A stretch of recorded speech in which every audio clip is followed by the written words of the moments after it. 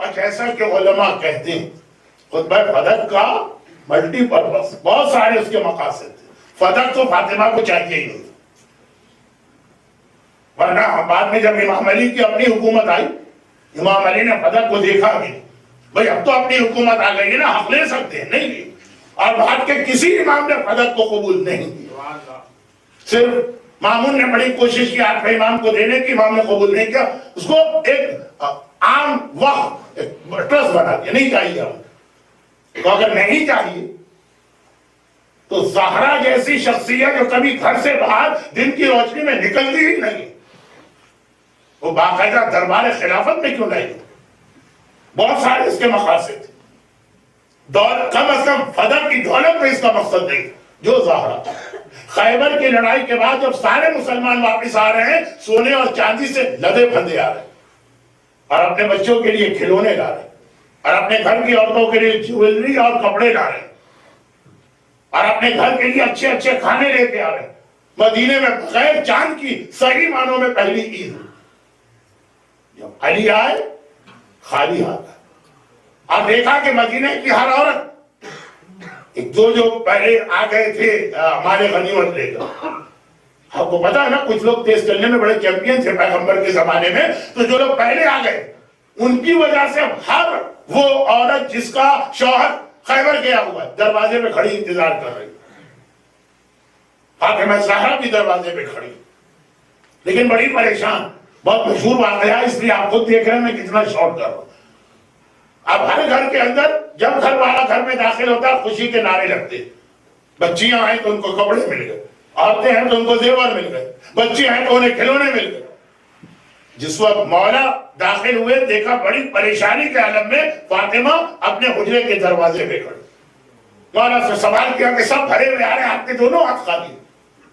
برادر محترم احتشام حمدانی صاحب کی اسپیچ کو ذہن میں رکھ کے EWS ہوئی. مولا نے کہا کہ جب میں آ رہا تھا تو قبا کی طرف سے راستہ آتا، اور قبا اس وقت کا سلم ایریا تھا جہاں پہ وہ بیوائیں عورتیں رہتی ہیں، وہ یتیم بچے رہتے ہیں جن کے باپ یا شوہر اسلام کی خدمت میں شہید ہو چکے ہیں. دیکھا کہ ہر عورت اپنے گھر کے دروازے پہ کھڑی بڑی حسرت سے بھی مجاہدوں کو دیکھ رہی ہے جو زندہ آ رہے ہیں مال غنیمت لے کر، اور ان کا شوہر پہلے مارا جا چکا. مولا نے کہا کہ مجھ سے وہ یتیم بچے نہ دیکھیں گے. میں نے اپنا سارا مال غنیمت ان کے حوالے کر دیا.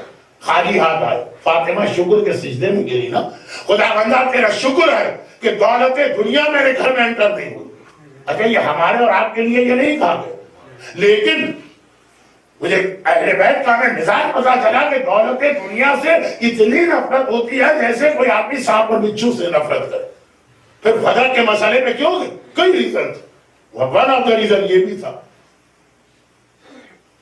کہ حکمران نے علی کو خلافت سے محروم کرنے کے لیے ایک نعرہ لگایا تھا، حسبنا کتاب اللہ. ہمارے لیے قرآن کافی ہے، رسول خدا کو نہ کاغذ دو نہ قلم دو، ہمیں اور کچھ نہیں چاہیے. اس کے منہ پہ ایک تماچا مارنا تھا کہ تو قرآن کی بات کر رہا ہے جسے قرآن کی ایک آیت پڑھنا نہیں آتی. اگر ابھی یہ کہیں تو سمجھ میں آتا. جنہیں ہر آیت کے بارے میں پتا ہے کون سی آیت دن کو نازل ہوئی، کون سی آیت رات کو نازل ہوئی، کون سی سفر میں نازل ہوئی، کون سی حضر میں نازل ہوئی، کون سی مکے میں نازل ہوئی، کون سی مدینے میں نازل ہوئی، کون سی جہاد میں نازل ہوئی، کون سی آیت امن میں نازل ہوئی، کون سی فضیلتوں میں نازل ہوئی، کون سی دوسروں پہ لعنت بھیجنے میں نازل ہوئی. علی کہیں تو سمجھ میں آتا وہ یہ کہہ رہا ہے کتاب خدا کافی، جو ایک آیت پڑھنا نہیں جانتا. فاطمہ اہل بیت کو اس کے منہ پہ تھپڑ مارنا تھا، تو نے کتابہ کیسے کیا؟ فدق کے خطبے کا ایک مقصد، اونلی نہیں، ون آف دا ریزن. جس وقت فاطمہ نے خطبہ فدق دیا اس میں آپ دیکھ لی حدیث کوئی نہیں کوٹ کی ہے، آیتیں آیتیں آیتیں آیتیں کہ میرا حق ہے. اور جواب میں جو کتاب اللہ ہمارے لیے قرآن کافی ہے، اس کے پاس کوئی جواب قرآن سے نہ تھا. وہیں بیٹھے بیٹھے ایک حدیث بنائی کہ رسول نے کہا ہے کہ نحن معاشر الانبیاء لا نرث ولا نورث، ہم انبیاء ہمارا کوئی وارث نہیں بنتا. ارے ابھی چند گھنٹے پہلے کہہ رہا تھا قرآن کافی ہے، حدیث کی ضرورت نہیں ہے، اور آج قرآن کا کوئی آیت تیرے پاس نہیں ہے، مجبوراً تجھے ایک حدیث بنا کے استعمال کرنا پڑی. ایک تماشا لگایا کہ کس برتے میں یہ دعویٰ کر رہا ہے کہ ہمارے لیے قرآن کافی. دشمنان اہل بیت پہ لعنت برحمتك يا أرحم الراحمين وصلى الله على محمد وآله